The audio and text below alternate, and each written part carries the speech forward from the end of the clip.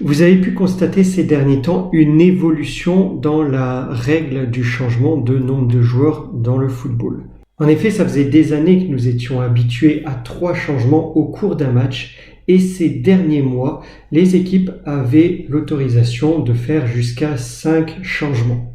L'évolution de cette règle a-t-elle un impact positif ou négatif dans le jeu?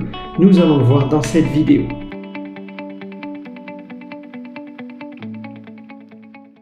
Bonjour les amis et bienvenue pour cette nouvelle vidéo.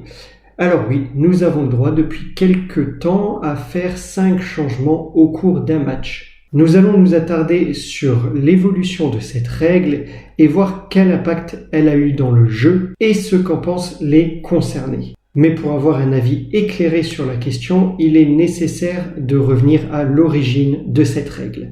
C'est la loi 3 du football qui régit le nombre de joueurs sur le terrain, 11, et le nombre de remplacements autorisés. Depuis 1967, des changements sont effectivement autorisés. Alors ça peut en faire sourire certains d'entre vous, mais il faut se rappeler que lors de la Coupe du Monde 1958, par exemple, lors de la demi-finale France-Brésil, remportée d'ailleurs par le Brésil, eh bien, Robert Jonquet s'est très sérieusement blessé puisque sur un tacle à la 30e minute, il s'est fait une double fracture tibia-péronée. On appréciera au passage les soins prodigués par le médecin de l'équipe de France qui consiste en un massage. Le remplacement est alors autorisé l'année suivante en cas de blessure grave jusqu'en 1967.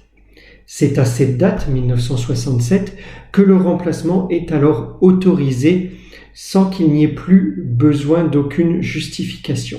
Initialement un changement, puis 2, puis 3 à partir de 1995. Cela fait donc 25 ans que cette règle n'avait pas évolué. Et puis, il y a eu la pandémie de coronavirus depuis la fin de l'année 2019 qui a grandement bouleversé le football. Alors oui, évidemment, pas que le football, et il y a des sujets bien plus graves dans le monde que le foot.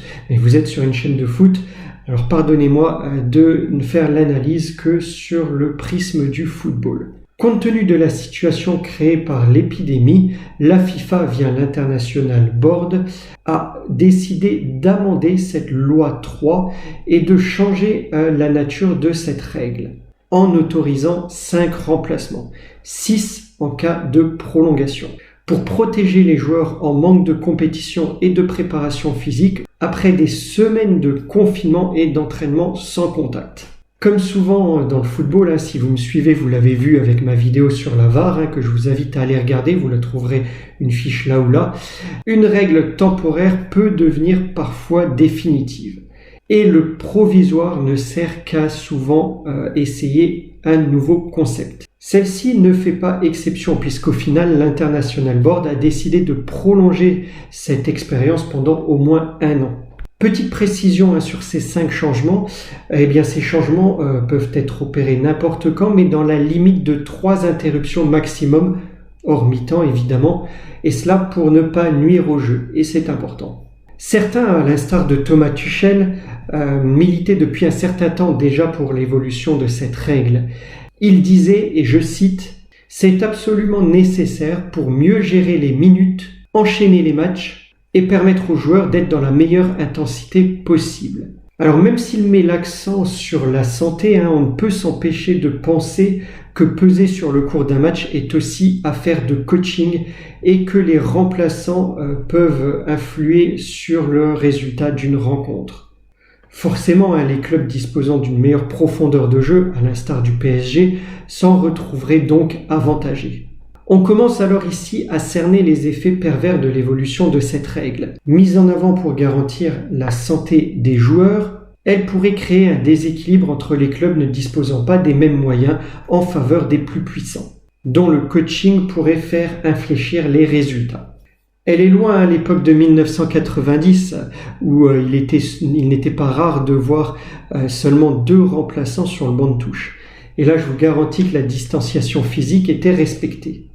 On se souvient par exemple de Giroud qui ne changeait un joueur que lorsque celui-ci n'arrivait plus à tenir sur ses jambes. Ah, qui aurait pu penser qu'en début de saison, quelques mois après, l'Euro de football serait reporté, que la règle 3 allait évoluer et que le PSG serait en finale de Ligue des Champions. Certainement pas le mois de l'an dernier. Mais qu'est-ce que tu fais là? Tu m'as appelé? Ah ben non, tu peux pas t'incruster comme ça dans ma vidéo. Regarde, je suis en train de tourner, tu défies l'espace-temps et tu te pointes ici sans qu'on t'appelle. Je pense qu'il fallait pas claquer des doigts et me nommer ainsi. Bon allez, tant qu'on y est et que je suis là, raconte-moi ce qui va se passer dans le futur. Ah bah tu vas pas être déçu. Alors tout commence à la fin de l'année 2019 à Wuhan, en Chine, et tu vas rapidement voir le lien avec le foot. Alors c'est une personne qui contracte soudainement une maladie qu'on ne connaissait pas et... Punaise, il faut que je raconte ça à mon époque. Le PSG en finale de Ligue des Champions, j'y crois pas. Et la pandémie aussi, c'est sérieux ça. Bon, faut que tu me renvoies, faut que j'aille faire un pari en sport là. Ouais, tu verras, beaucoup sont dans le déni au début. Enfin bon, achète-toi des masques et du gel hydroalcoolique, tu verras, ça va te servir dans quelques mois. Allez, je te renvoie dans ton époque, moi j'ai une vidéo à tourner et puis tu m'embêtes plus qu'autre chose là.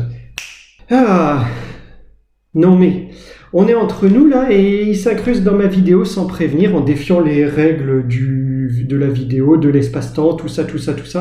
Bref, revenons à notre sujet, si vous le voulez bien. Ces 5 changements sont donc étendus à l'an prochain. En tout cas, l'International Board propose d'étendre cette règle aux différentes fédérations, notamment européennes. Alors on a pu voir que la Première Ligue refusait la prolongation de cette règle pour les arguments que j'énonçais un peu plus tôt, c'est-à-dire une trop grande disparité entre les effectifs qu'il pourrait y avoir au profit des effectifs les plus pléthoriques. Les autres fédérations semblent vouloir l'adopter. Alors la raison principale est le calendrier serré de la campagne 2020-2021 avec l'Euro en point de mire en fin de saison. Les matchs devront donc être condensés en moins de mois et cette mesure espère donc alors protéger l'intégrité physique des joueurs en garantissant un certain niveau de jeu. Mais vous, qu'en pensez-vous? Appréciez-vous l'évolution de cette règle des 5 changements en souhaitant qu'elle soit inscrite définitivement dans les lois du jeu? Ou pensez-vous au contraire qu'elle va accroître les disparités entre les clubs? Réflexion intéressante, n'est-ce pas? N'hésitez pas à me donner votre avis et à vous exprimer dans les commentaires. Allez voir ma dernière vidéo concernant le top 5 des meilleurs milieux de terrain. Pensez à vous abonner, liker, partager, commenter, mais surtout apprécier. Et je vous dis à très bientôt pour une nouvelle vidéo. Portez-vous bien les amis.